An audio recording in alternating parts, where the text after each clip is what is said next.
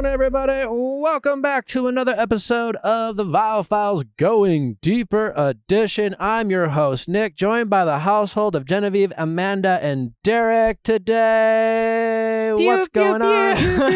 Whenever you extend the A, I'm like, he needs a sound. I got stuck, and I need a sound. Allie is under the weather today, not feeling her best. We love her. We miss her. We wish her a speedy recovery. Obviously. What's cracking? What's going on, everyone?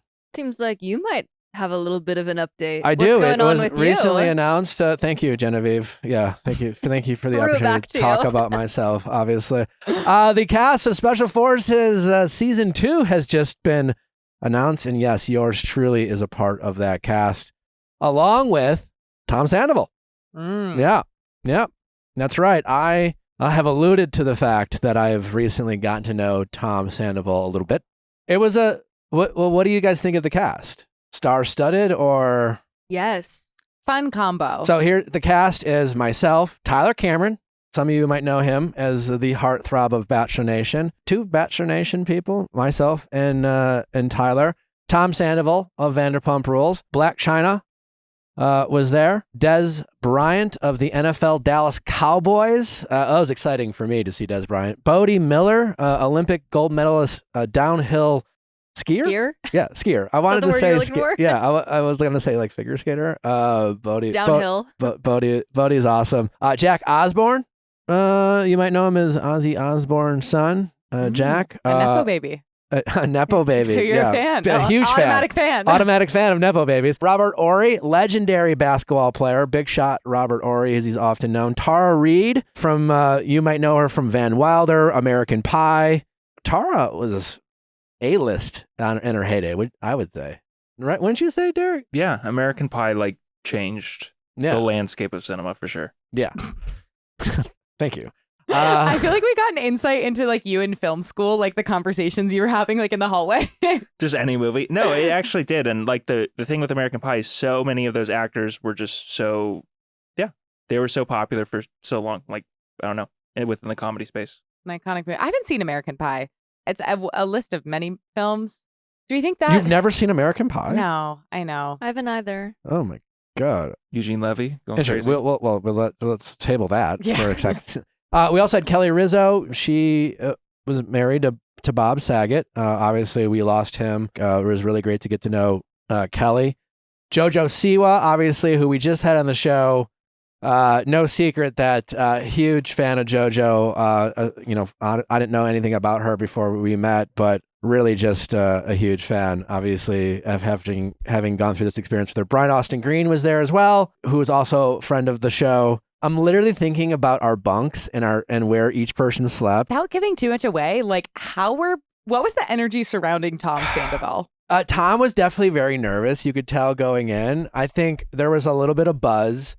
Because when we all met, you're really not supposed to talk at first, but obviously people broke that rule.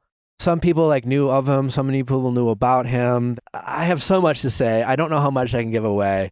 Tom is an interesting guy. I'll say that much. A unique individual.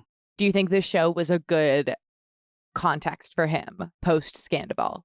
It made sense to me that he went on this show, right? Because the premise of the show is not really about that. It was truly the most incredible experience of my life. It was insane. I'm not going to give a ton away. We'll talk about it on the show as it airs. I'm curious how they'll portray all of us, obviously, because, so much of the show is going to be based off of what they had us do.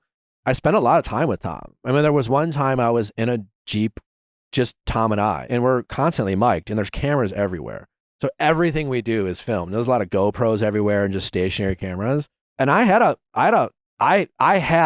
the podcast episode that I wanted to have with Tom on this in a Jeep. I don't know what they're going to air, so I don't want to spoil it. It wasn't about sticking to your grudges. It was about teamwork, and it was about working together, and it was about overlooking whatever judgment you might have on someone. You were forced to get along. It was a real simulation of special forces training. I don't know how else to describe it. It was insane. I guess my big follow-up question is, in terms of Tom Sandoval coming on this show, depending on what they air on Special Forces, do you feel more likely, like it's more likely that we would have him on? Do you feel like I thrown it out there afterwards. I didn't want to force the issue because I know they're filming.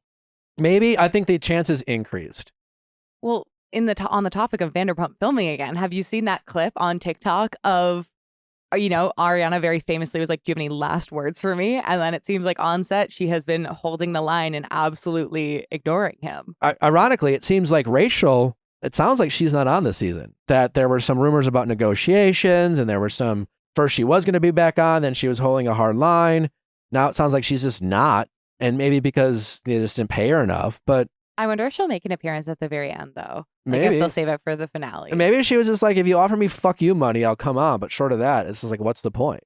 Say what you want about Rachel, but maybe she finally was just like, this is my life. And there's like, I can't possibly go back, because maybe she drew that line between what would be good for the show and her brand versus like what's good for her as a human being. If you're Tom Sandoval, do you want Rachel back on the show?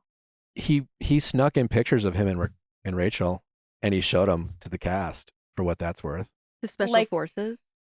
Like a soldier at war with a picture of his wife? Yeah. Like like you weren't allowed to sneak things in. I would have loved to have snuck in a picture of Natalie and I guess I could have tried. I just didn't. But like he went out of his way to like bring in like endearing photos of him and Raquel and / Rachel and show them around. And he came across as a guy who cared about her. And I'm just saying that objectively. Honestly, the conversations with the cast were kind of like, oh my fuck, I mean, you might as well go for it. There seemed to be some real reluctance about what what would the public allow them to be together. But he came across to me as a guy who, say what you want, at least in that moment, and you could debate whether Tom can care about anyone but himself. But if I didn't know anything about him, he came across as someone who still had feelings and cared about Rachel, which is interesting because apparently he's out there dating someone new. But, not too long ago, he seemed emotionally invested in Rachel, and in an environment where he wasn't incentivized to portray that narrative. Am I making sense? No, you totally are. And I think, but that's the thing about affairs where it's like not only like obviously to the person you were in a relationship with, like so egregiously disrespectful, huge betrayal, but it's also hard because it's like you are starting a relationship where like we're seeing it with like Ariana Grande and Ethan Slater right now, where it's like you're starting if you are on a public platform, everybody is rooting against you. And also like it would freak me the fuck out starting a relationship with someone who ended their last one because they cheated on their partner. Like you are like set up as such an underdog in any kind of affair, like to relationship pipeline that you've been on because of all those things. And like, what are you making of the way that like Ethan Slater is trying to like take time to figure out the co-parenting situation? Like, do we feel like it's salvageable or there's anything he can do with Lily James? Like, what are you making of Ethan Slater's kind of attempts to like, I guess, take a little bit of space from Ariana to give that relationship the best chance to work, but also to kind of figure out co-parenting with his ex Lily? I think this is PR damage control. Honestly, I think Ariana got a little carried away because she's Ariana Grande and she got drunk on power. And I don't think she anticipated this backfiring the way it has. And now it's PR damage control. I mean, I think she'll eventually get over this Ethan guy. I mean, she doesn't. I'm a huge Ariana Grande fan as a performer. She does not have the best track record when it comes to dating. She seems to like guys in relationships. She's either dated guys like right after serious relationships. There's been a lot of overlap. Mac Miller there were rumors about him having someone. Pete Davidson was dating Cassie David. Someone on TikTok came out. She said that Ariana stole her boyfriend from her in 2011. Okay. So this dates back, There are a lot of people like that. There are people who do that. So I think this is a PR move on behalf of both their teams. For the people who are like that, how do you humanize them? Like, obviously, like, it's horrible. It's wrong. Nobody is like defending that choice. But like, what do you think is going on in their psychology such that they keep gravitating towards people who are taken? I think it's some sort of need of validation. In Ariana's case, I think it would be like the worst kind. Let's say you take Raquel, for example. Rachel / Rachel has you know, she's been beat up in the media so much that there's almost a bit of like people have mocked her intelligence. You know, there's been some harsh criticisms. There's been some harsh guesses about like why she does what she's done, a lot of mocking, yada, yada. And so this is all to say, like, there could be this like, well, she just needs a win and she just needs validation because she's never been validated her whole life. And obviously, like, she's a beautiful person. She's a very privileged woman. But, you know, compared to Ariana Grande, who's truly been the most famous, one of the most beautiful, one of the most talented, like, has been famous for much of her life, has all these followers, has an army of fans, and to still need that fix of validation. It's almost like, is validation so effortless for her and the attention that she gets that the only way she can feel alive through validation is to get someone who's already committed to someone else still pick her. And if that's the case, that whew, boy, not great. Not great. No. And it may speak to her character too. I think this situation is causing people to bring up the donut incident, which was like 10 or something years ago. Did you guys know about this? No. So long ago. Classic, people were pissed yeah. at her because she was working in a donut shop, you know, as a celebrity like Lana Del Rey was at the Waffle House. And she licked a donut, put it back in the display case with all the other donuts, and it says, "I hate America." And it's causing people to bring up the rumors that she was very disliked and victorious. She just may be a difficult Like that was almost person. a career killer back in the day. Almost, for her. yeah, for Wait, sure. Ariana Grande licked a donut and then said, "I hate America," and then put it back? Yep. Yeah, like disgusted with people that eat donuts, as if Americans are the only ones who eat donuts. I know. And then like what? And she put it back because the assumption was someone would want a donut licked by Ariana Grande, or maybe it was like she was ruining all of the donuts so that no one could have them. there's a decent chance she hasn't had anyone from her inner circle like check her in some time. Like there is a chance that she has surrounded herself with people who are just simply afraid to say, that's not cool. And it makes me think like Selena Gomez, she was on a Wizards of Waverly Place podcast. She has friendships from the industry from 10 years ago. Her and Taylor Swift super tight. Taylor Swift, same deal. Gigi Hadid, the Haim sisters, you know, yada, yada, yada. And I don't really know that Ariana has kept in touch with those celebrities from those past shows in her past. So it makes me think that perhaps when you find a man in a relationship, you know, you've got to think to yourself, gosh, this is going to alienate me from my friends. They're probably not going to approve, but maybe she just doesn't have those people to alienate herself from. Totally. So it feels like a zero consequence situation. Maybe if you feel like you're an outsider, and like, again, I don't think this is warranted, but if you, from your perception, you're like, I've been excluded, like I get left out, like people never like let me be a part of it, then you're probably like, well, fuck all of you guys. Yeah, I'm gonna date your us fucking against boyfriends. the world relationship sounds like a great thing. Totally. You know? Okay. Have we seen the Harry Styles leg tattoo that says Olivia? Obviously. Yeah, we have. I mean, it's clearly Olivia Wilde, right?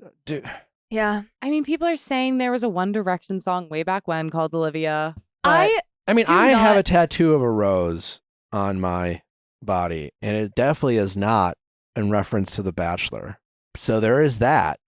But when I got it, I was okay with at least some people assuming that it might be. Harry's single now, but like, well, that might be a conversation. dating. And who's he dating? did you see Lovely Bones with Timothy Chalamet? Oh my The God, movie? I remember Yeah, that it way came back. out The last cannibal year. movie? No, Yeah. I no. He is dating the lead actress from that, or maybe it's not called The Lovely Bones. Okay, because there is a movie called The Lovely Bones, but it's Timothy- from like 2009. Chalamet. It is that cannibal movie though. Yeah. Bones and all. Uh, And Her then name is Taylor Russell. Is that been confirmed? They've been seen together a lot. Gotcha. That's just a tough I mean, conversation to him and have. Olivia with- was never confirmed, to be fair.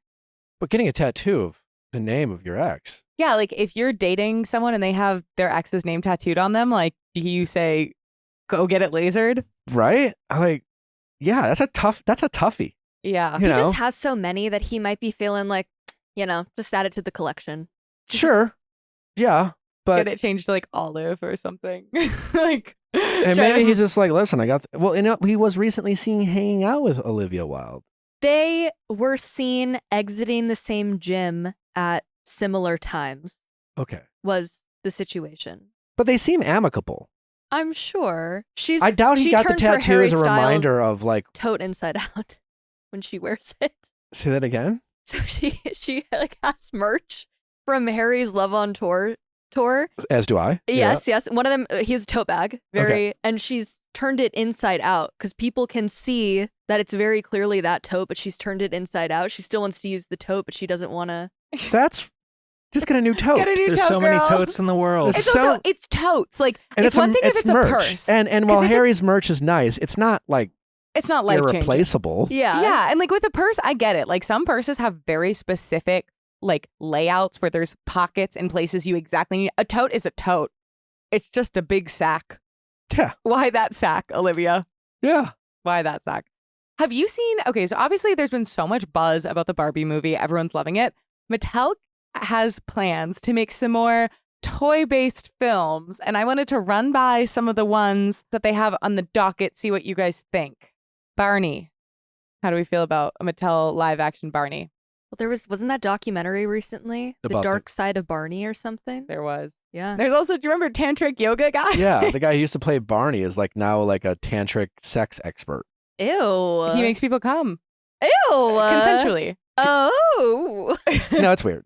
This is what makes me sad though. I know we're only one into this list, but I feel like there's like now all these previous toy movie erasure movements happening. Like no one's talking about Barbie Fairytopia with the Barbie movie. There are a Polly lot of Pockets on this list. There was a Polly Pocket movie.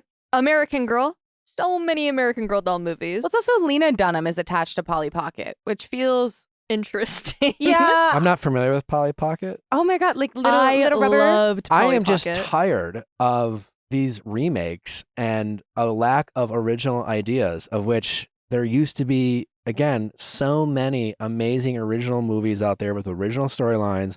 I went to go see Oppenheimer the other day, and they showed like 19 previews, and I swear to God, every single one of them was either like a part 2 or a part 5 or like a remake from a different story. And now when they remake it, they're not even remaking it. Like the Snow White movie with Disney, there's a controversy about that. They're changing the name. They're changing the storyline. It's not even Snow White anymore. It's like they call it Snow White, but nothing about the story is Snow White. And it's like, just come up with a new movie. Just have a different, have her be a hero in something else. But like, is she going to wake herself up?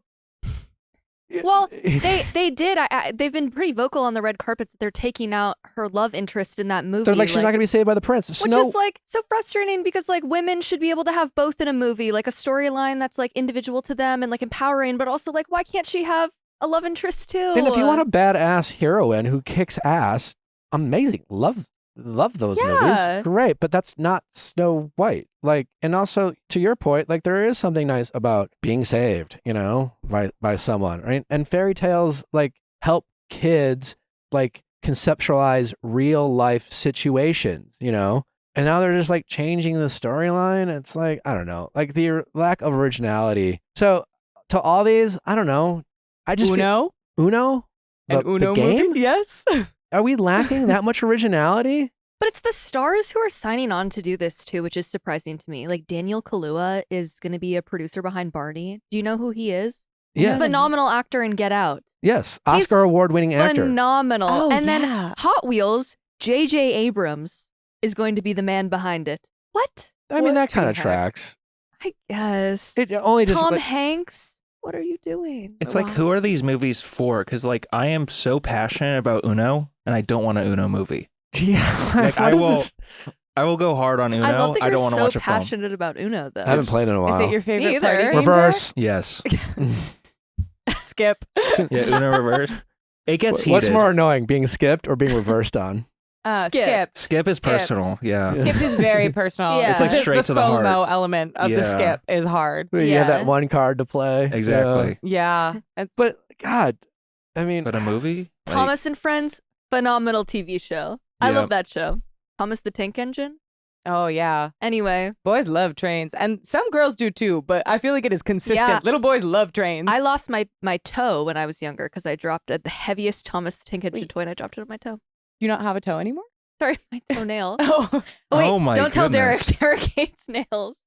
Anyway, I feel you on this losing topic. a toenail is humbling. Like the regrowth process. I was my Halloween in Sydney 2015, and I accidentally kicked off my toenail with like these crazy shoes I was wearing. It took so long to regrow, and I was in a fucking beach place.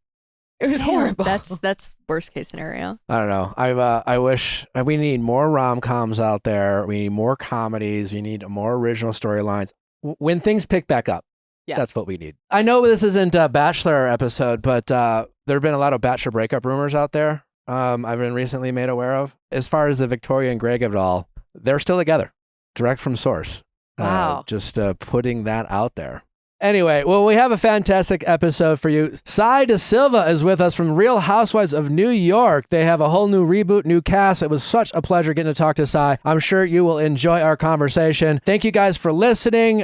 Please send in those questions at asknick@theviallfiles.com for all things Ask Nick. Texting office hours. We have a great texting office hours for you in this episode. Also, if you haven't checked out our recap of The Bachelorette and reality recap, Susie Evans is with us for our reality recap episode that dropped on Tuesday, so be sure to check that out as well. We dropped an update special on Classic last Friday for y'all to listen to. If you haven't checked that out yet, go ahead and do so. And tomorrow we have an update special on Viall Files Plus. I think it's our 12th update special that we've dropped behind Viall Files Plus. So for all of those of you who love to hear all those updates from all the calls that we have in the Viall Files, it's free to sign up. Check it out. You will not regret it. Plus, we are finally recapping season 1 of Vanderpump. We have episodes 1 through 3 out and episodes 4 through 6 coming out later today. So be sure to check that out. Again, go to viallfiles.com to sign up for Viall Files Plus. In addition to the Vanderpump recaps, our update specials, we have weekly pop culture roundups, as well as episodes of Better Date Than Never, and also some legacy content from back in the day you will certainly enjoy listening to. So be sure to check that all out. All right, it's time to get to Sai.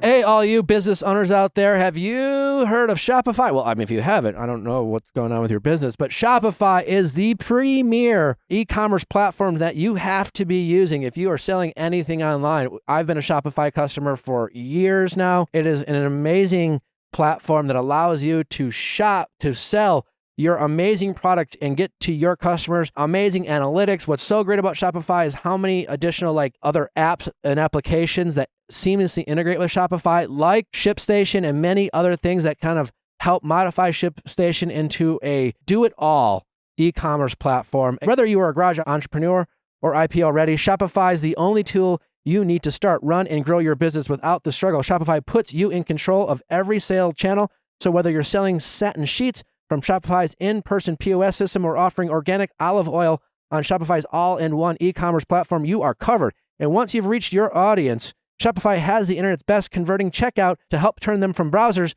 to buyers. That's right. It's easy to use. It's easy to set up. It's a drag and drop functionality. You can be starting your business on Shopify today if you want to. Shopify powers 10% of all e-commerce platforms in the U.S. Shopify is truly a global force, powering Allbirds, Rothy's, and Brooklinen, and millions of other entrepreneurs from every size across over 170 countries. We even use it here at the Viall Files to help us sell merch. It integrates with all of the other software that we use, so it makes things super seamless and simple. Sign up for a $1 per month trial period at shopify.com/VIALL, all lowercase. That's right. Go to shopify.com/VIALL to take your business to the next level today. Shopify.com/VIALL, all lowercase.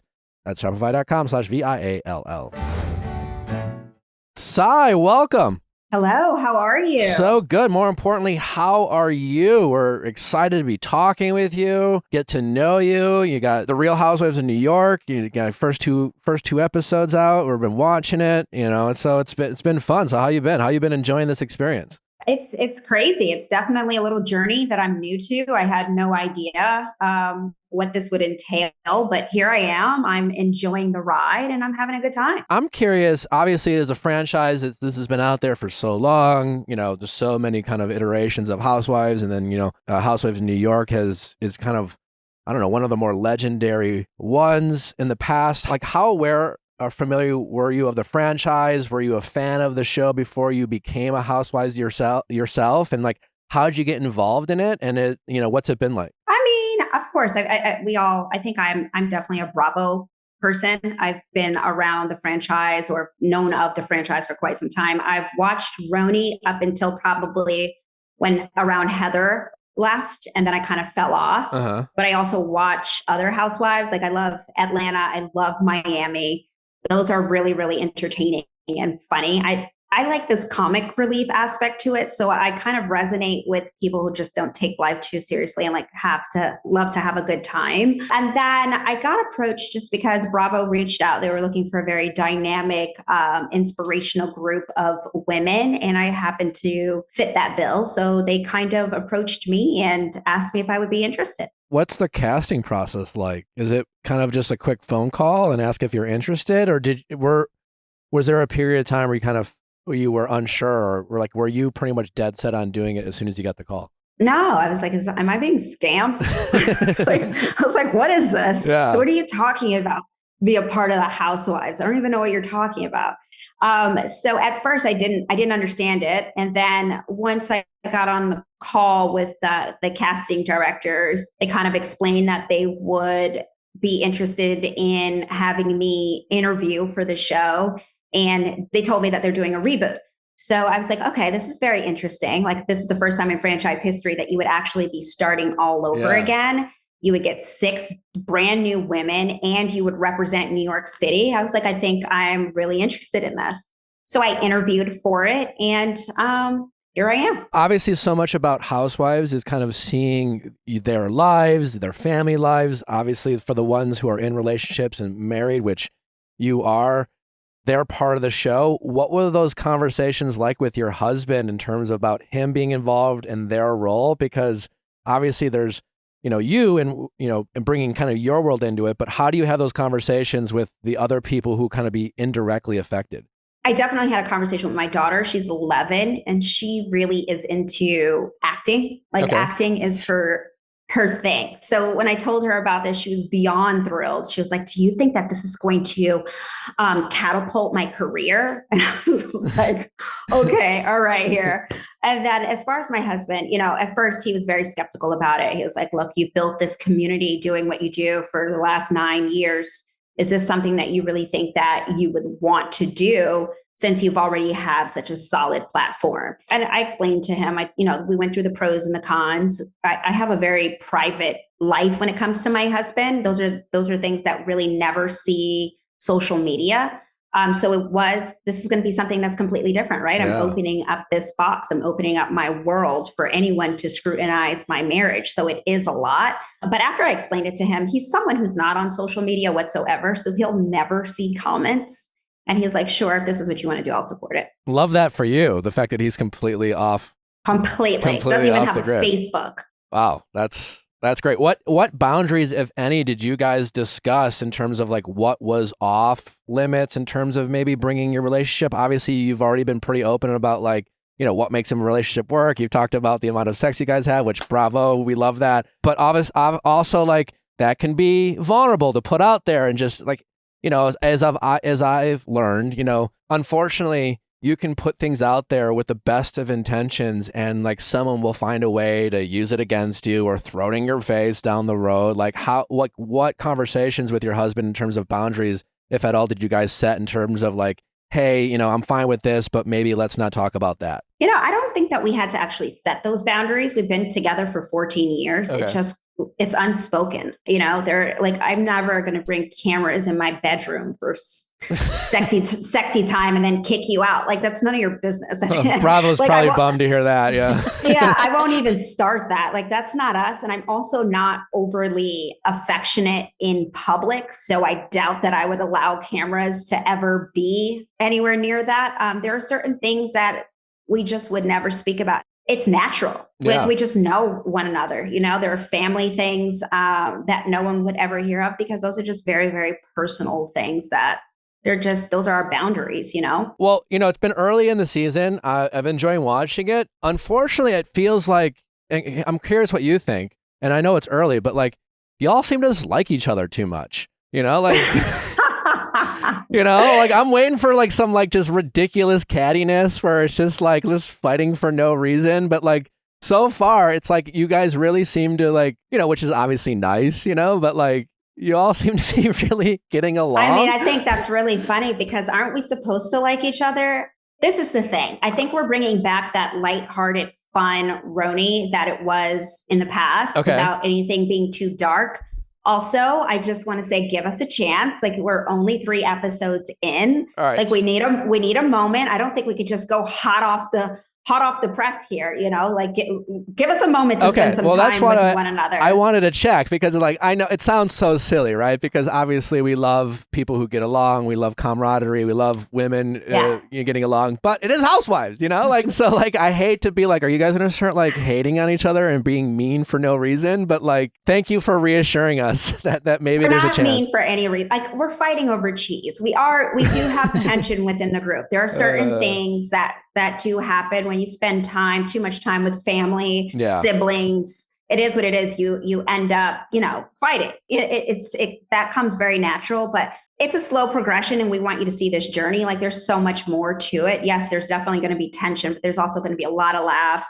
There's going to be vulnerability, people opening up and talking about things. We want you to be in this world of our friendship. It's not all kumbaya and we're going to be singing by the fire, but it is a very entertaining show. Can you give us any tea into why maybe you and Bryn might have so like, are you friends with Bryn or not friends with Bryn at this point? We're fine, but I think Bryn and I Ooh. just kind of, had something that we need to hash out and discuss. Because apparently if you piss her off, she will sleep with your dad. Date. Yeah, I know. She'll date your dad. She'll date your dad. If you make her mad, she'll date your dad. Who has the best little one-liner, and who do you think has the most cringe one-liner of the group? I think I have really good one-liners. I think my confessionals have great one-liners, but that's for people who have a very witty, sarcastic sense of humor. Okay. I have a very dry sense of humor. Cringy one-liners, I haven't gotten that far. Okay. I don't think we've gotten, like, again, we're so early. I haven't seen any cringiness quite yet. Are you really a bad apple, or was that just for the show? No, I think bad apple means like she's a baddie. Okay. You know what a baddie is, right? I think so. I don't know. Yeah. A baddie is a good thing. Yeah, right? Okay. Yeah, that's a good thing. I'm a bad apple. And then I was like, she's a baddie. She's the baddie of the group, What do you think is like the most iconic tagline ever for a Real Housewife from any franchise? I feel like taglines can become very cringy. Even when I was kind of finding a tagline, it made me cringe. Like, all of it.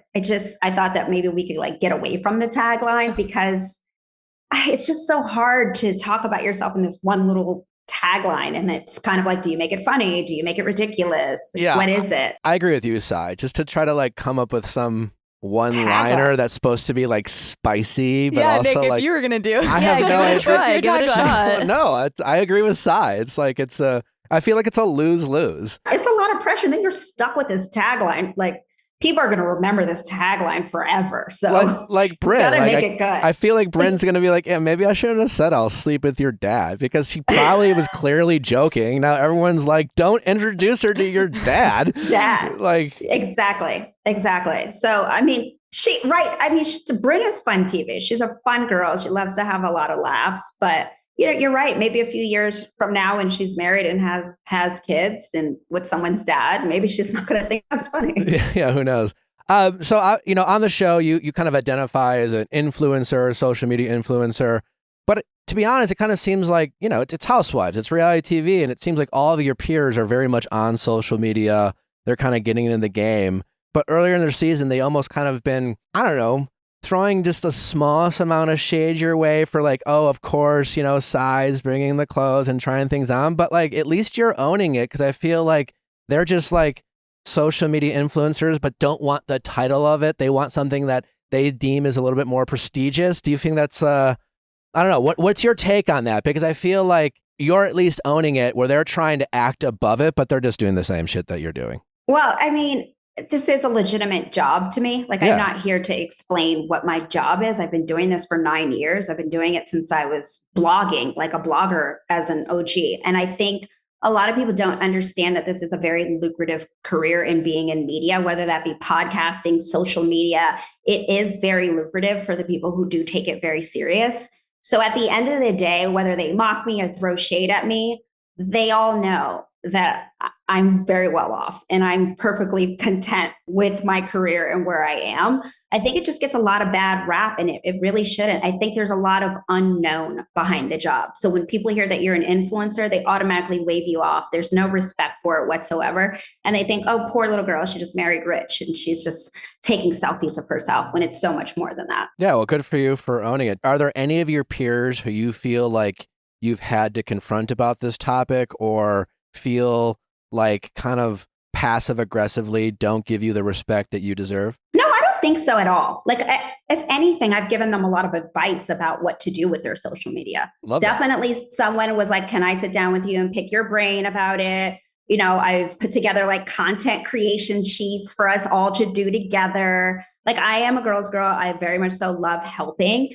And they're very well aware that this is a very lucrative job. Like, they know. So maybe it might look a little bit different on camera, but face to face, like, come on, they know I have a good job. We love that. And so, and your husband, I heard, is he a stay-at-home dad? Is that his role? Because very progressive. We love. So you're the baddie boss earner in the family, and he is taking care of the kids, or is that accurate? That is accurate. My husband worked for quite some time, and then he lived in Canada for a little bit, and he decided to sell his company and wanted to spend time with our kids. We don't have a nanny. And he kind of took on that role while I get to live out my dream career. And that's kind of how our relationship and our dynamic works.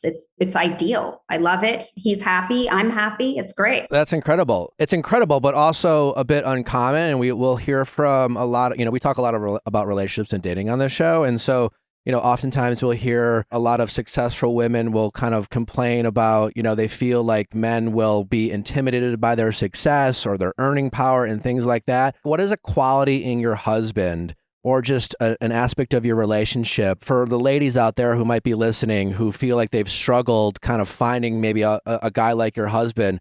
What is a quality that your husband has or something that they should be looking for in terms of, not falling for someone who ultimately makes you feel judged for being successful? Well, first of all, my husband is extremely, extremely supportive. You need someone who's going to be in your corner and support you. He loves to see the good in things. Mm-hmm. And so he has this thing, like, I'm really into manifestation. He's really not into it, but he thinks that I can manifest everything, but he doesn't think he can manifest anything.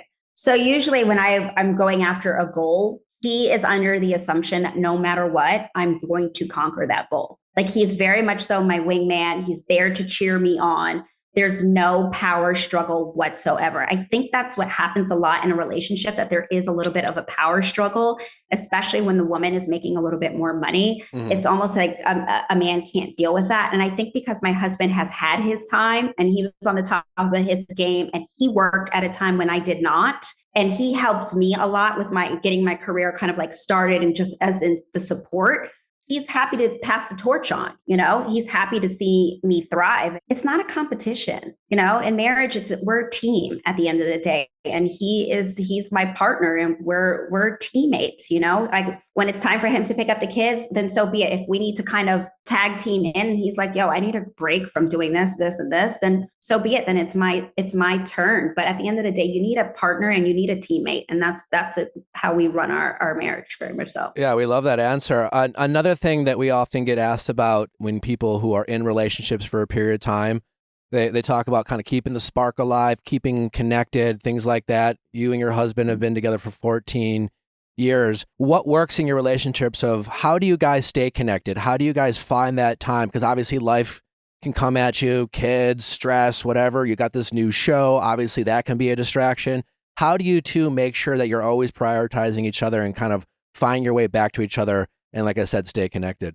We just have a lot of sex. Okay. I think that really works out. All right.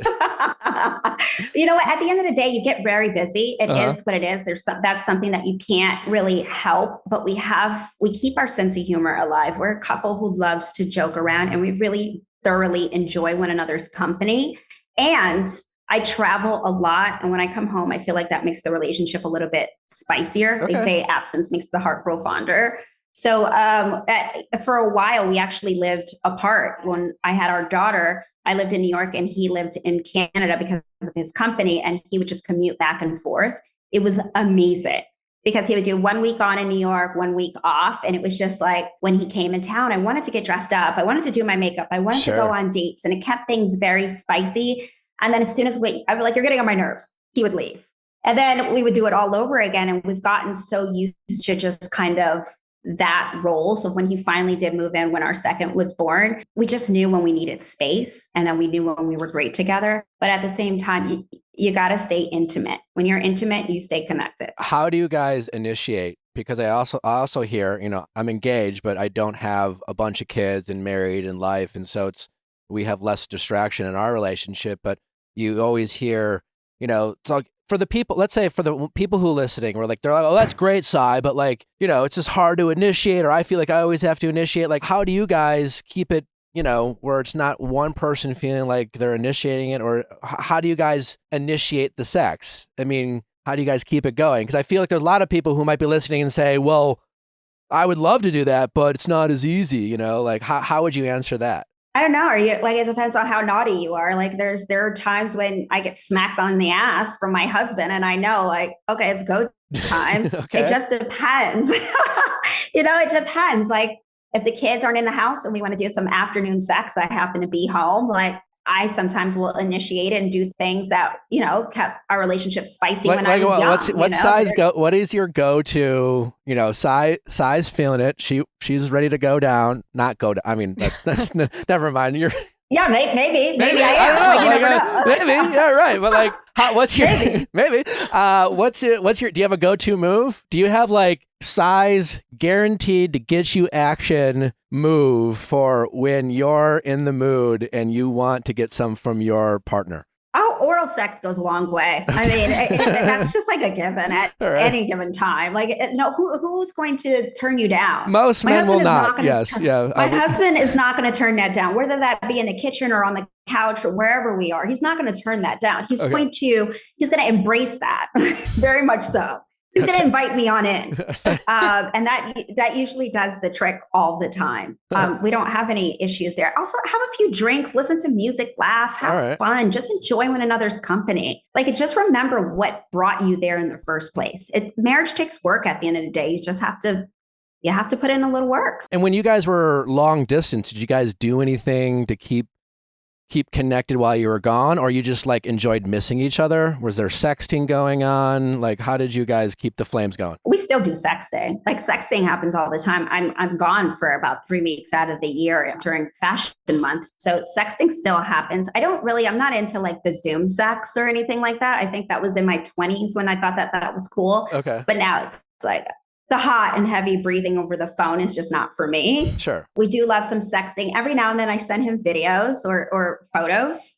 I think that's really great. Give him something to hang on to until I return home. Those are always nice, little pop-in video. You just got to make sure that your kids don't have your phone. Yeah, I think that's great. I've talked to like a handful of married people, or I guess more married women, and like I kind of suggested that. They were like, what could I do? And I'm just like, have you ever sent your husband a nude? You know, like, just surprise him, like go to the bathroom while you're out to dinner. And they're like, no, I would never. And I'm like, try it out. I'm like, it's awesome. Right. And it kind of keeps it spicy and just like, oh my God, my wife sent me. And like, I just think if you are in a committed relationship, especially if you're married and you're not throwing each other nudes now and then, you're doing it wrong. What do you say, Sai? Yeah, this is your bestie. You should be throwing him nudes. I was on set the other day and I was in my dressing room and I had a cute little bra and panty on, and it was a moment.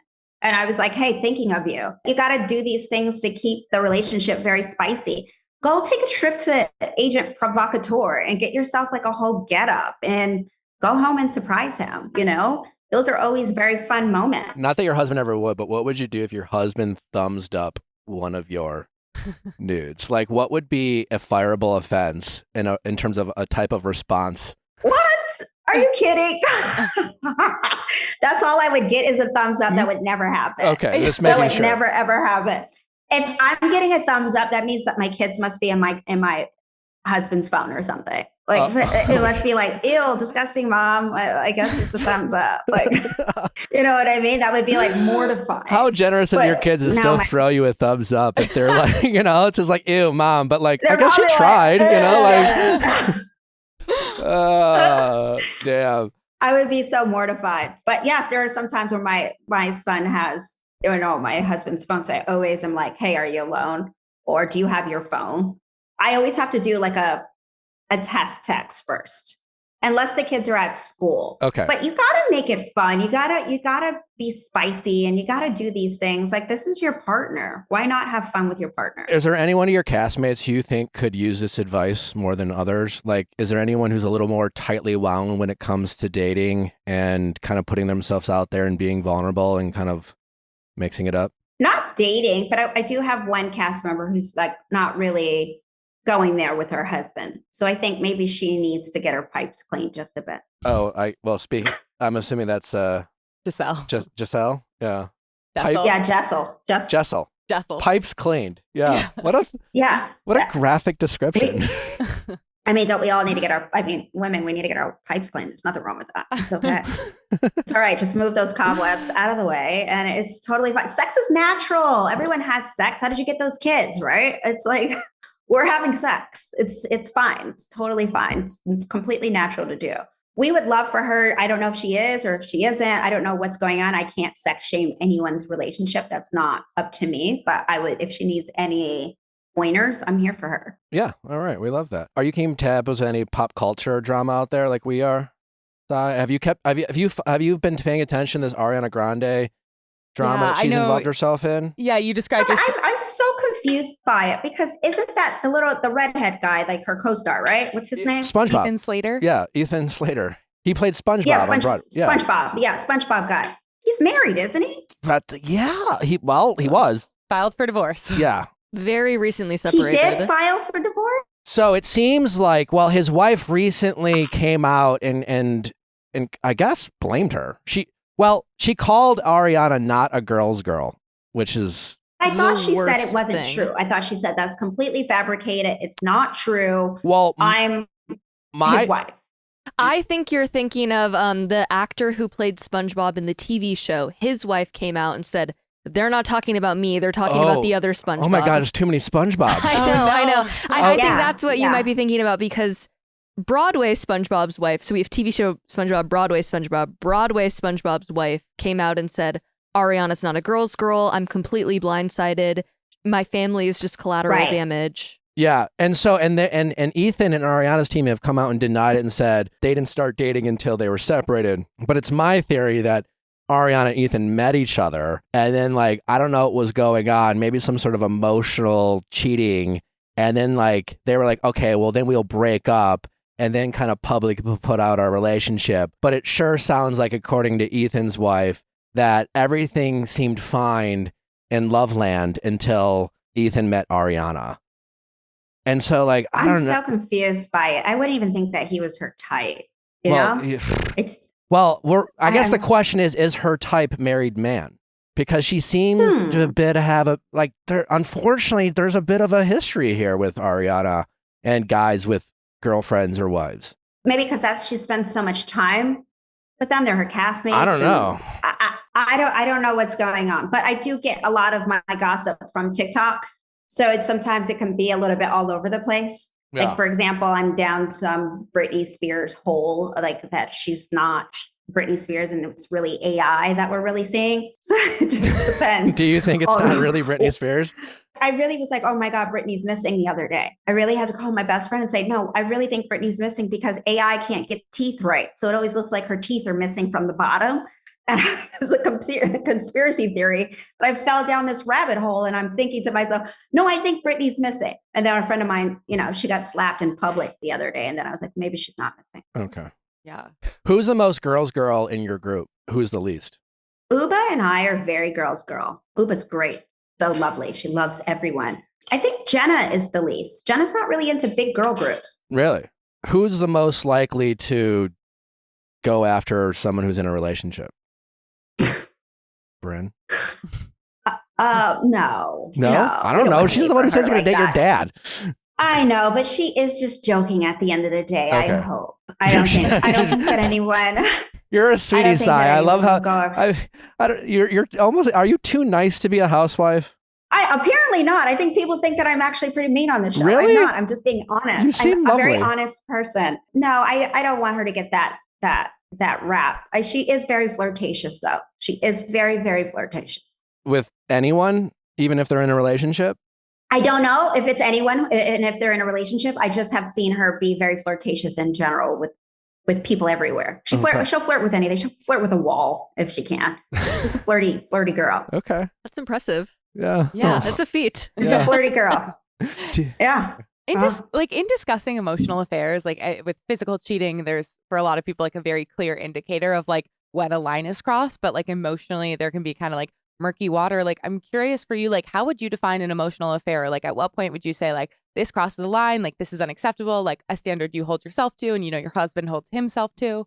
As soon as you start texting these flirtatious text messages back to someone else who's not your wife or husband, you're that's it. Like, what are you doing here? Because this is going to lead to more. And the fact that you are flirting with someone over text messages is insane to me when you're married. I think that that's a huge thing for me. In person, I get it. You're not dead. If you want to look at somebody, go for it. But if you go up to them and actually get their phone number, that's not cool. Like we're done there too. I think you just have to have those boundaries and just know at the end of the day, you know what's right from wrong. Come on. We all do. Who in your cast who would you trust with the secret the most? Uba. Who would you trust the least? Bryn. Okay. All right. Question. Do you think, all right, so you have a friend and they're being unfaithful to their partner, but they're your bestie. What is a friend to you? Do you confront the friend and say, hey, you tell them or I will, or do you keep their secret? But she's my bestie, right? She's your bestie. She's your and you have maybe you've become friends with their partner through obviously mutual friends, and and let's even say they're not even your favorite, just on personality conflict, but you respect them as a human, and they're generally nice to your friend. They treat them with respect. They tell bad jokes. They're bad joke tellers, but they treat your friend with respect. But your friend is cheating on them, but they're your bestie. How do you handle it? That's none of my goddamn business. I'm going to tell my best friend, like, I think this is really screwed up, but this is your decision. And if they find out, that's all on you. But at the end of the day, like, you're my best friend. That's not my business for me to be getting into your marriage life and telling your stories to your husband. Like, all I can do is offer. I said, that's not my business at the end of the day to go and tell her secrets to her husband if she's my best friend. The only thing I can do is give her my opinion and how I feel about the fact that she is cheating on her husband. I had this happened to me before. Did it? I knew really? A couple. Okay. I knew a couple, a friend of mine and I shared an Uber after a club, and she was really intoxicated. And she was telling me how her husband makes her sick right now. And she basically slept with someone else. Not basically, she did. She was like, that's why I've been screwing so-and-so. And my mouth was on the floor. And I wanted to just like get out of the Uber and run away and say, I never heard this. So we ended up getting back home. I dropped her off and then I got home. I didn't say a word. And then the next day or like a week later, I ended up seeing her. She did not remember that she confessed whatsoever. So therefore, I just kept it to myself. Ooh. I didn't say anything. It's not my business. Okay. All right. It's a tough call. I was just going to ask if you have any like friendship pet peeves or things that you like just really you don't vibe with in friendships. I don't like bragging. I don't like when people brag about things. I think that's annoying and kind of just distasteful. I don't like when people complain too much. I get it. We all have our bad days, but I think the constant nagging, the constant complaining, like especially you ever been on a trip with a friend and then they complain the entire trip. Like that's not for me. That actually gets really tiring and old. Or like friends who are just never grateful about anything. Like they don't appreciate anything. They're never grateful about anything. Like I can't surround myself by negative energy. And so that's like a big no to me. If you're that kind of friend, I don't even think we're going to make it long. What has been the most exciting experience you've enjoyed since being a part of the Real Housewives family? That's a really good question. I mean, I've gotten a lot of hate. What's the hate about? What kind of hate are you getting, Sai? That's like not very enjoyable. People don't understand my jokes. I thought I was funny. Some people don't think I'm funny. They're like, my jokes don't land very well. I was like, that's too bad. I think you're funny, but also That's like really too bad. what I learned on reality TV, different worlds what we were on, but like I have learned, because I can be a dry, sarcastic dick at times. I think I'm fucking hilarious, but I have learned that unfortunately dry humor without the ability to edit your own show can often be used against you, you know? Because like if they slap a different soundtrack on It's it. very true. Yeah, I've had It's my very true. my dry sense of humor used against me at times. So I have very dry sense of humor, and I don't know. I kind of like that satire, like banter back and forth. I like very witty conversations. So sometimes people don't understand it, or sometimes people think I'm being mean, and I'm really not. I don't take things too seriously. Like I'm not here to. You're not one of those. I don't care what people think. Like it hurts your feelings to be thought of as potentially mean. No, it doesn't hurt my feelings. No, oh, okay. It doesn't hurt my feelings. I just found it interesting. Okay. I found it interesting that a lot of people thought that I was so serious. Like I was so serious about bringing toilet paper to Erin's house, or so serious that I was called Erin a high-low chick because she put caviar on Pringles. I mean, you are living a high-low lifestyle, right? Pringles are like $2.99, caviar is $100. Like, isn't that a high-low? I kind of love that saying. Yeah. Did you make that up? A high-low lifestyle, or is that? I've never heard that. Because I live a high-low lifestyle. Like I came from nothing. Now I'm up. And like every now and then I'm going to mix my Dior bags with some Zara pants. Like I live a high-low lifestyle. That's relatable, isn't it? I think so. The fact that Erin did it and I called her high-low, everyone was like, clutches pearls. You know what it is? Believe. You know what I think it is, Sai? Like I think it's you're all getting along too much, and the audience is just trying to find something to like complain. You know what I'm saying? Because I think ultimately we all watch Housewives to like pick sides and decide who we agree with or who we disagree with. I think we're just trying to find something to just argue about, because that's what we love to do when we watch Housewives. So true. I don't get it. I mean, it's also entertaining in other aspects. Like people are laughing. Some people who have sense of humor are laughing. Like there are other things that you can kind of get from the show. There's a reason why we have so many views. Like it's a good show, but just give us a moment. Again, we're only 3 episodes in. You know, there's 14 episodes here. Just give us a second. As these 3 episodes have aired, has there been anything where like seeing the final cut, you've wanted to like reach out to a castmate and be like, hey, just so you know, like, yeah, we're good. Because that happens a lot, right? Like post filming, you're just like, what the yeah, fuck? Like they edited that really out of.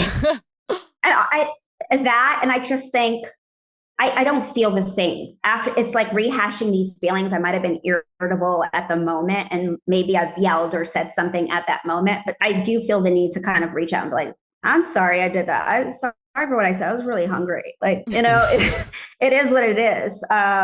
So there are those moments, but for the most part, I try not to like live it with regrets. It happened. That's how I felt at that moment, but we can't take it back. We can't retract all of it. So just keep it moving. YOLO. Awesome. Sai, well, we could talk with you for hours. We really appreciate you taking the time. It's been a ton of fun getting to know you. We wish you an absolute ton of success on the show, with hopefully many more seasons to come. We're excited to watch you the rest of season 1 and the rest of your cast. Thank you very much for taking the time. Please let our audience know where they can follow you, plug away any projects that you're working on. Absolutely. Everyone can follow me on Scout the City on Instagram. My TikTok is Sai De Silva. And definitely look out. I have a podcast coming soon called Harder Than We Thought that will be coming out right around the corner. All right. Thank you so much. Thank you, Sai. Good luck the rest of the way. Bye. Bye-bye. Thank you. Bye, guys. All right. Well, that was fun talking with Sai. Now it's time for texting office hours. How's it going? Good. How are you? Good. What's your name? My name is Liz, and I'm 28 years old. How can we help, Liz? I'm initiating all these dates with a guy, and I'm not sure that I'm getting the hint or not. Okay. Like the hint that maybe he's just not into you type of thing. Yep. How long you been, so tell me about this guy that you've been hanging out with. How long you been hanging out with him? So we started going on dates like early May, and we went on like 6 dates, I would say, all through mid-June. And then a little bit of background, like I had told him that I was going to be busy during the summer because I was doing a bunch of traveling. And then now I'm back, and I want to hang out with him. And he just moved to the city that I'm currently in. Previously, he was like an hour away and driving to see me.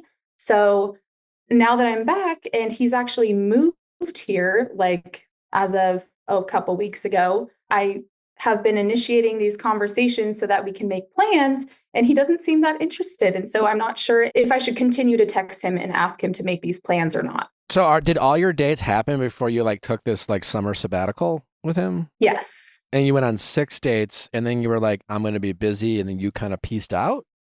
No, I had told him that I had like a celebration of life to go to, and then which was on the East Coast, and I was traveling for work, and then I had a music festival to go to. And so I kind of warned him, and I was like, hey, I'm not sure if I'm going to be available for about like, well, I didn't really say that, but somehow it came up in conversation, like summer plans. And I was basically like, I'm going to be MIA for a while. And then, yeah, he said that he would miss me and all this stuff. And we've been texting. He has texted me a little bit since. So all right, I'm just not quite sure. Backtracking here to like when you guys were hanging out, like how was that going? And like, did you like go off the grid? I mean, because like 6 dates is a decent amount of dates.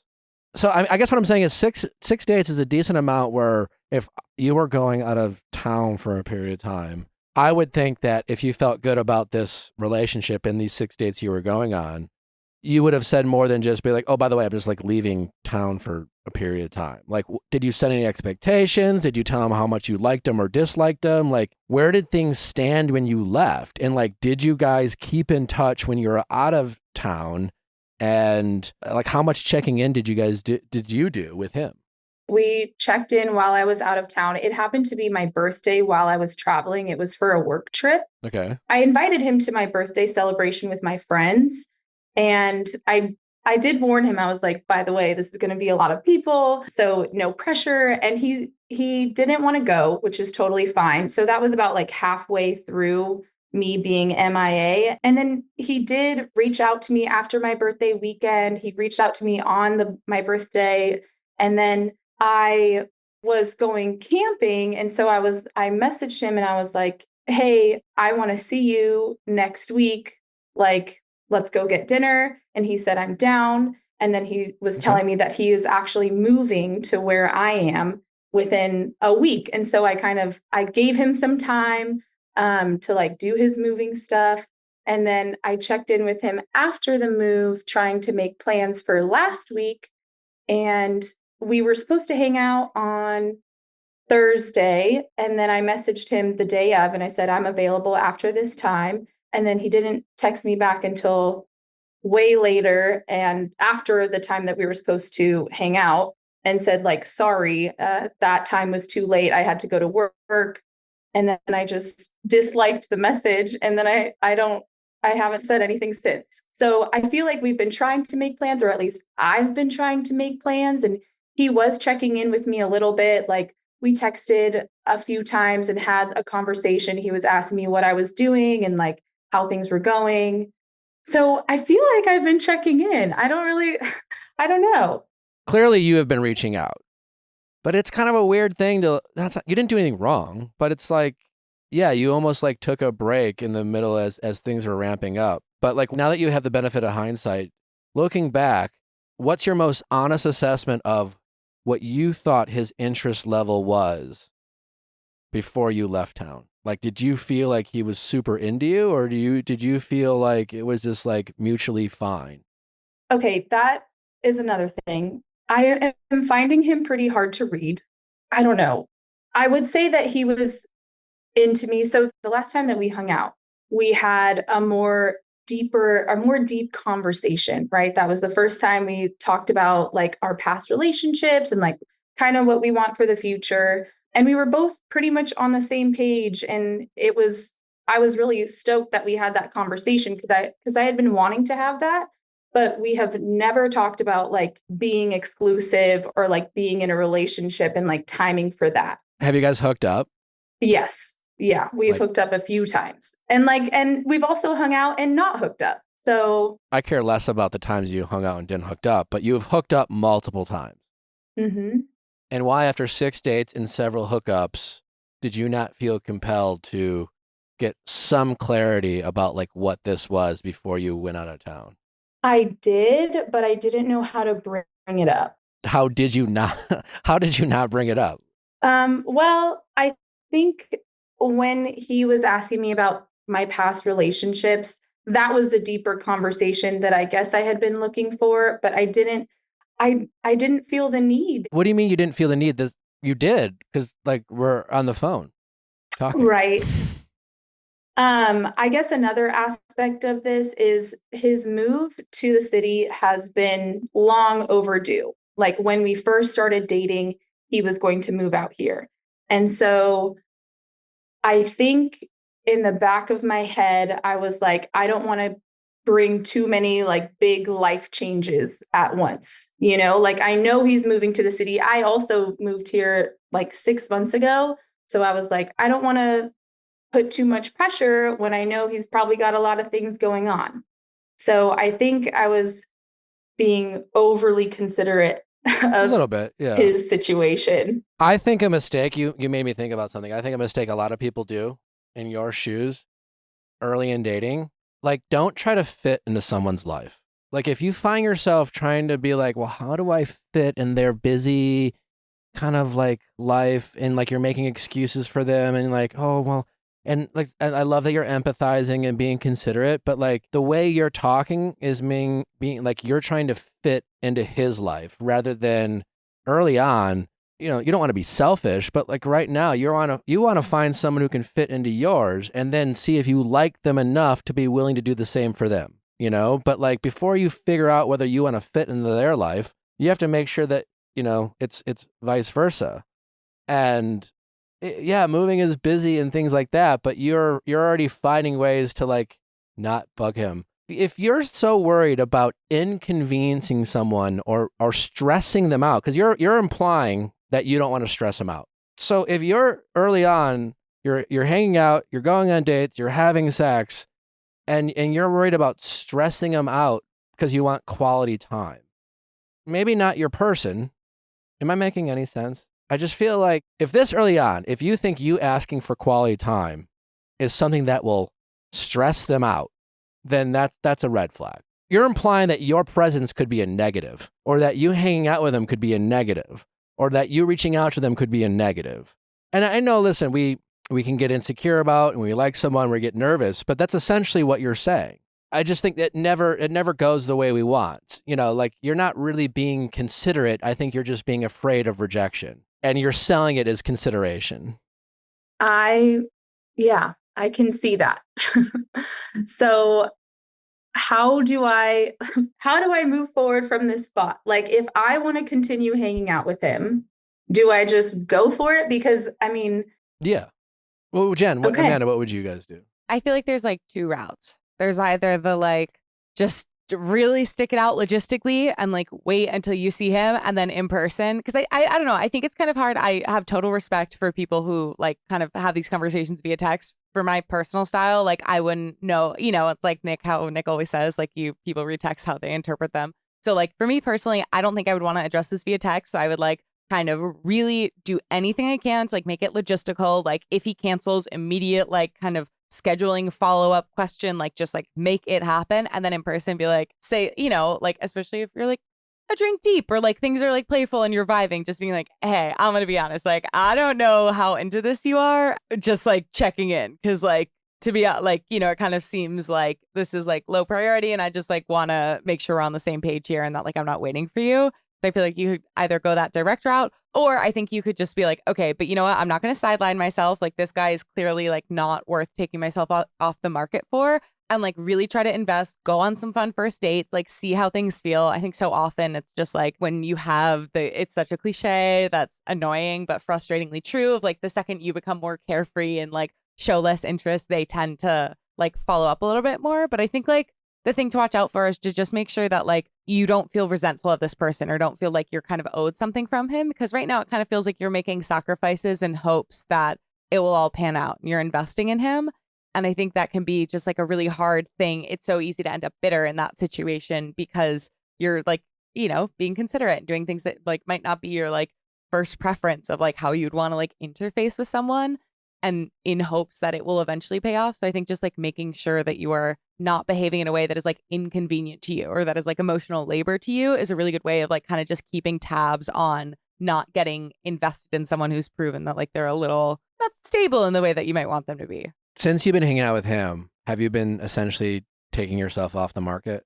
Not really. So he and I started dating at the same time. Me and another guy went on a few dates. Okay. And like, I like that guy. I think he's a good person, but like, I didn't want to continue really seeing him. And then I am not taking myself off the market. I've decided that I'm going to continue to go on like first dates and feel other people out and just, you know, try and do some new things. But I will say that he is the person that I have the most interest in. Well, that's great. But I think, and it's also great that you're still going out there and dating. And just like a general rule, I think really, it's really important for people to follow. If you don't think, if, you know, because we always make these excuses of why it's not the right time to define something or state our expectations, and we don't want to sound crazy and we say shit like that. But like, fine. If you don't think it's the right time, fair enough. But never take yourself off the market. Like, don't do the thing where it's just like you kind of fully commit to them. They have all your energy, all your attention, but you're like, well, I don't want to inconvenience them. I want to push them. It doesn't sound like you're doing that, so that's great. But just make sure you're holding yourself accountable to that and not like kind of taking yourself off the market. If you haven't defined a relationship, even if you're in a situationship, you are single. So you need to act single. Honestly, the best thing you do with this guy, I think, is just like stop reaching out to him for now. It sounds like you've put yourself out there enough. Maybe just pair it back a little bit. You're already out there dating. It's not like you have to get back out there. See if he reaches out to you. He's now living in your same city. And maybe like you can reset, you know, type of thing. So you don't reach out to him. Even if it takes him a couple of weeks, my guess is unless he meets someone that he like jumps in a relationship with, he'll reach back out. Because he probably is, you know, busy with work, busy with the new move, you know, likes you, but like, you know, probably isn't like over the moon excited about you yet, you know? And so eventually he'll reach out, probably past the point where it just like, it's going to annoy you. You can give him a hard time, or you can like check in or you can like reset expectations, be like, oh, to be honest, I'm surprised to hear from you. Just say something like that. And you can be like, well, what do you mean? It's just like, well, you know, just, you didn't seem all that interested. Because if he asks you back out, you can kind of hit him with like, well, I just got the impression that like this wasn't a thing. And then you can kind of see what he has to say about that. But I think maybe now stop reaching out. It sounds like you feel like you've reached out too much, and like your gut knows. So if you feel that way, then yeah, there's some truth to it, because you feel like you have reached out too much without him kind of reciprocating interest. So if that's your gut, then there's truth to it. And if you feel that way, that's all that really matters. So just stop reaching out and see how he responds to that. Okay, I can do that. Yeah, I think like my intention behind reaching out the last time, he told me that he was free a certain day, and I was free that day, but I ended up telling him that I'm not, and I like rescheduled for a day that was definitely more convenient for me. Was that like a game playing thing situation where you just deliberately did that, or? It was a multitude of things, but I did like, I wasn't going to go out of my way to like change my plans, or not change my plans, but make modifications to my plans and stress myself out to like get back to the city and hang out with him that day. Uh-huh. So I ended up like, my whole intention behind that meeting was to like have that set expectations conversation and like talk about, you know, bring it up and kind of just ask like what he is looking for, because I'm still not very clear on that. So, and I've been going back and forth about whether or not I wanted to text him again. I was thinking that I would say something like, are you busy, or am I just not getting it? Well, I mean, listen, the answer is probably somewhere in the middle. Again, like he has been busy. He's moved. There's a bunch of reasons that you have described, and those are only what you're aware of why the relationship with you might not be a top priority for his. That's not the end of the world. You know, unfortunately nowadays, these relationships generally start slower than normal. You know, hookup culture, things kind of go at these weird paces and then when you throw in sex, it feels like things move fast, but emotionally you're not there. You took some time apart. You guys lost that kind of momentum. And it's just, you're not a big priority for him right now. It's not the end of the world. I mean, it's not ideal. You wish you were, but I don't think you necessarily need to overthink it. So you've made yourself available. You've reached out a couple times. Either it just didn't line up with him or what, but like, I think you just pull back a little bit and just see how he responds to that. If you ever listen to the show, never ask what he wants. If you want to set expectations with him, next time he reaches out, you just say, hey, listen, like, I know we had a great time hanging out. I had a lot of fun with you. I felt like we had a lot of momentum, but obviously maybe because I was gone, we lost that. But I am looking for someone who I can build momentum with. And as I'm just not sure if that's you. Always state what you know about yourself and then state what you observe about them. Don't ask them what they think. Because if you, by you stating what you observe about them, if nothing else will make him feel like defensive. You know, it's just like, it just doesn't seem like you're ready for it right now. Like, I'm just getting a vibe from you. And so he can either agree or he can disagree. But like, that's you having power by like putting yourself in a position of telling him what you're observing about him. You're taking that authority figure. Like, hey, I'm the teacher and I'm going to give you notes about like what I'm seeing in you and you can respond. As opposed to, you know, if you're thinking power dynamics, the student asks the question of the teacher, hey, teacher, what are we? What should we do? When's recess? Yada, yada. And so when you're thinking about like maintaining your power in a relationship, think about like, do I want to be the teacher or do I want to be the student? You know, I'm oversimplifying because obviously, and you ultimately you want that power dynamic to be equal in a relationship, but early on, the power dynamic always kinds of shift. I'm sure at times you felt more in control and now you feel less in control. So when you feel less in control, play the role of the teacher, you know, so you're the one who's, you know, stating the rules, you're stating the expectations, you're letting them know what you want, you're stating your observations about them and seeing how they respond. You don't ask their permission, you don't ask questions, you let, you know, does that make sense? Totally. And yeah, it does. And if they feel in kind, so to speak, they'll respond appropriately. And he might just say, you're right, I'm not really, you know, I have been busy, I'm just not looking for a relationship right now. And then you'll get your answer. Or he can say some different version. Oh, like, you know what? I've just been really wrapped up, but I am excited to still see you. You know, and you can say, great. Well, when you have the time, let me know, kind of thing. And just always come from a place of confidence and knowing what you want and knowing that you don't need him. Yeah. It's really helpful for me to remember, like when I was dating, it was really helpful to be like, I had to reframe sometimes, like kind of like record scratch and be like, wait, one of the like top things on my list about someone I date is someone who like makes me feel wanted, who like chooses to be with me, who like that is a non-negotiable for me. Like I'm not convincing people, I'm not debating them into liking me. Like they see value in me and like they fuck with it and they like want to keep it going. And I think I found myself a lot of times like in dating, like losing sight of that every now and then. So I think if you can try to like, if you catch yourself kind of like in the like, you know, trying to read tea leaves of like, but he texted me at this time on my birthday. And so like, you know, stuff like that, just kind of like reframing and just being like, remember, like you want someone who makes you feel wanted.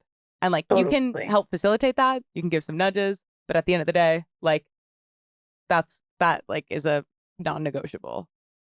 So right now, go date other people. My guess is like you have been remaining single and going on and dating, but my guess is internally you've been prioritizing and thinking about him a little bit more than he deserves, is my guess. I'm sure that's the case. But yeah, we've all done that. But when you feel that, just pull back a little bit. And then when you want clarity, it's better just to state what you're thinking and feeling rather than asking them what they're thinking and feeling.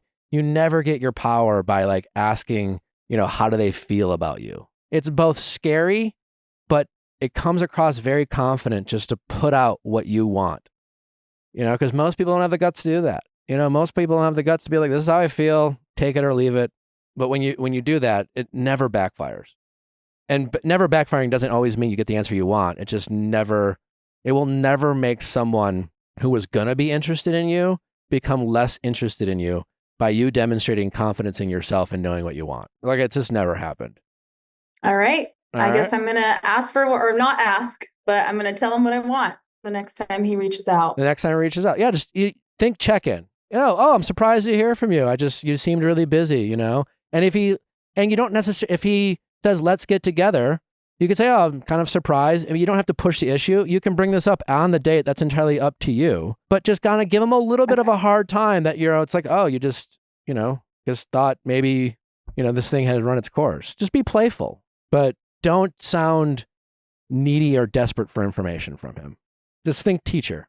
You know, if you were the teacher, what would you? And he was a student. The whole idea is like you're in a position of power, and when you're in a position of power, you act completely different. You just do. What would I do if he were the student and I were the teacher? How would I speak to them? Like coaching him. Yeah. How would I coach them if they worked for me? And I'm not saying don't act like their boss, but you know what I'm saying? You just want to have that mentality, because it's very easy when we like someone and when we're nervous and when we're afraid they don't like us, for us to kind of go into that, like, you know, submissive role, that kind of student, that employee, like, oh, don't fire me. Did I do something wrong? You know, type of energy.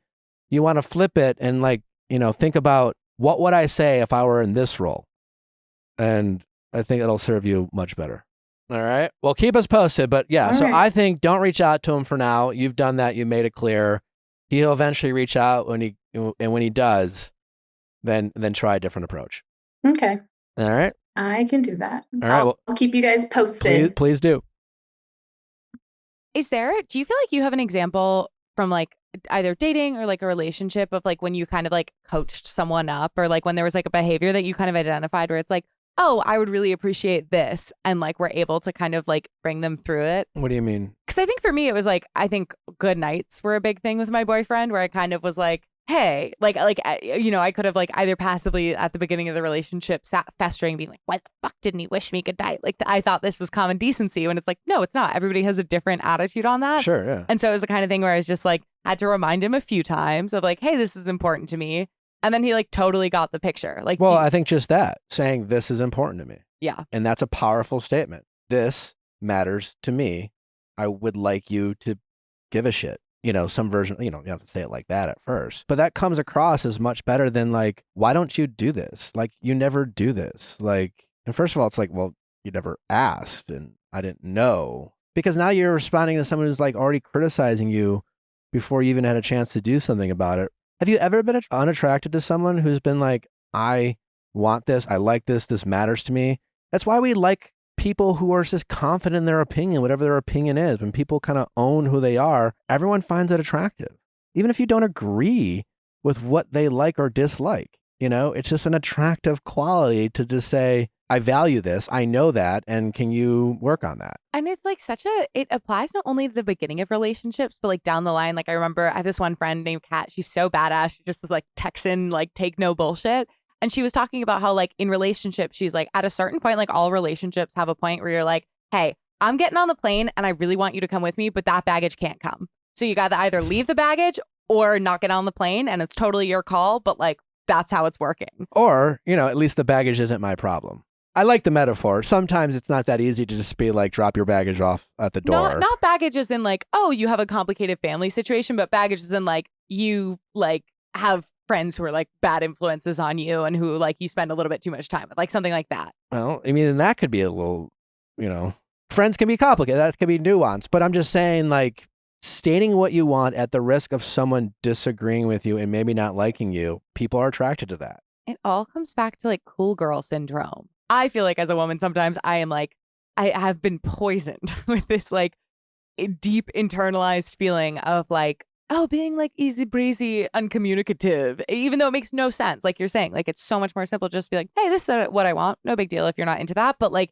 asking for something feels inherently unchill in a way that is so counterproductive. Men love a chill girl, but that is entirely different than what you're describing as a cool girl. Being chill has everything to do with how you react to anything. To me, as a guy, whether I identify someone as a chill girl or not, is how they respond to situations. It's not how accommodating they are. It's not their willingness to do whatever I want when I want. That to me is not a chill person. That's a pushover. You know, that is someone who isn't like, doesn't have any opinions of themselves or confident in putting, you know, setting their expectations. That's to me is not a chill person. That's the opposite. That's unattractive. But like, yeah. So like people often mistake chillness with being accommodating and trying to fit in. Like chill is not fitting into someone's life. That's just not having an identity. Being chill is being disappointed in something and then instead of reacting, it's not being reactive. It's thinking about what happened. It's empathizing. It's putting yourself in their shoes, even if you disagree with them, having a better understanding of their point of view and saying, all right, cool. Like let's have a conversation about it. Like, I'm disappointed, but I'm interested. That's chill. Like, just fucking talking. That, oh my God, every guy obsessed with. Oh, it's the golden goose of like a partner. But that is not the same as being a pushover and doing whatever the fuck your partner wants and like operating on their schedule and never saying, no, I don't want to do that. Or having expectations of them of making sacrifices for you and doing things that you want to do. That is not chill. That is just being a pushover and not having any identity. And guys aren't attracted to that. They just aren't. And I think knowing the difference would probably be a turning point for many of you listening who are mistaking chillness for not, speaking up or setting your expectations with the people that you're dating and not being afraid for them not to like you or not agree with you on some instances. I also think I had a really groundbreaking conversation with my brother when I was like, it was like a while ago, and I was like, I just want him to ask me about my day more, like in reference to some person I was dating. My brother was like, yeah, like sometimes my girlfriend says that to me too, but it's like, you can just talk about her day. And like this thing about being like, I feel like in so many of my female friendships, there's this like, just like deeply ingrained like curiosity and love and interest where people will be like, how are you? Like, like it is a love language to like ask follow-up questions and be like, I remember you mentioned this thing, like, how's it going? And like hearing from my brother that it was like, he just like doesn't operate that way. And I know he's attentive and caring and like really does give a shit. He's just like, oh, I thought you would talk about it if you cared about it. But I also think it's right to say, because I know I can work on that. I think most men can. Of like asking and questions. then say, hey, listen, like, I would really appreciate it if like when I tell you a story, if you could like show an interest and ask me follow-up questions. Totally appropriate. Like, that's fair. And that, again, is not being chill by doing that. That is stating an expectation. Totally. Not being chill would be like, what the fuck? You never fucking do this. Like, that would be not chill. And framing it as like, it's not unchill. You're doing him the kindness. So like, he hasn't yet learned how to ask important questions. And so you're starting these important conversations on his behalf to like help everyone out with their shortcomings with the hope that like eventually like you will both evolve and he will have he will understand the ways that you would appreciate like proactive communication down the line. Yeah, I would agree. Well, anyway, it's time to wrap it up. We want to thank Sai for taking the time, as well as our caller. Don't forget to send in all those questions at asknick@theviallfiles.com for all things texting office hours, Ask Nick, mediation, sweating the wedding, all of the above. Don't forget, we have another episode of Better Late Than Never live tonight at 9 p.m. Eastern. We're recapping Vanderpump on Viall Files Plus. The recap of episodes 4, 5, and 6 we're releasing this week. Be sure to check that out. I think that came out today as well. And it's free to sign up. So just go to viallfiles.com to sign up for Viall Files Plus, and you will not be sorry. Again, so many other update specials available to you all. We have an update special dropping tomorrow on Viall Files Plus. So Vanderpump recap today, update special tomorrow. So much bonus content available to you. So just check it out. It's free to sign up. We'll see you back on Monday.